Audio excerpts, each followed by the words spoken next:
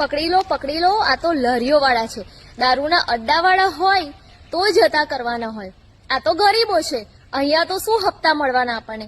અહીંયા તો આપણને આપણી સત્તા અને પાવર દેખાડીને ગુજરાતની જનતાની વાહવાહી મેળવવાની છે. દારૂના અડ્ડા હોય તો કૂતરાની જેમ જીભ કાઢીને ખૂણામાં બેસી જવાનું, એવી દોગલી કામગીરીને મારો એક સવાલ છે કે આવા નાના માણસોને તમારી સામે હાથ ફેલાવવું પડે છે. ગુજરાતના ખૂણે ખૂણે દારૂના અડ્ડાઓ ચાલી રહ્યા છે. બુટલેગરો ખુલ્લે આમ ફરી રહ્યા છે. કૌચરણો જમીન ઝડપીને બેઠા છે અને મોટા મોટા માફિયાઓ, મોટા મોટા અમીરની ઓલાદો, મોટા મોટા એક્સિડન્ટ આ બધા જ ખુલ્લેઆમ ફરી રહ્યા છે.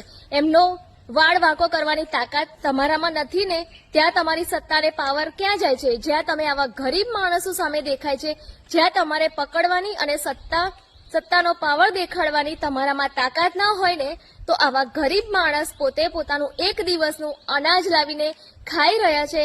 એનું ઘર ઉજાડીને તમે તમારી સત્તા અને પાવર ન દેખાડો. હરેક બાબતમાં, હરેક બનાવમાં ગુજરાતની જનતાને એક જ માંગ કરી છે, દારૂના અડ્ડાઓ બંધ કરો. પણ ત્યાં ગુજરાત કે સરકાર કે પોલીસ ગુજરાતની જનતાની માંગને પૂરી કરવાની કોશિશ નથી કરી રહ્યા. જો તમારાથી ન થતું હોય તો ગુજરાતની જનતાને ખુલ્લે આમ દારૂબંધીની છૂટ આપી દો, પણ આમ ગરીબોના ઘર ઉજાડવાની કોશિશ ન કરો. એમણે તમારું કશું જ નથી બગાડ્યું. એમણે એક ટાઈમનું ખાવા માટે જે બધું કરે છે. અને જો તમારે દબાણખોરોને હટાવવા હોય ને, તો શરૂઆત બુટલેગરોથી કરો.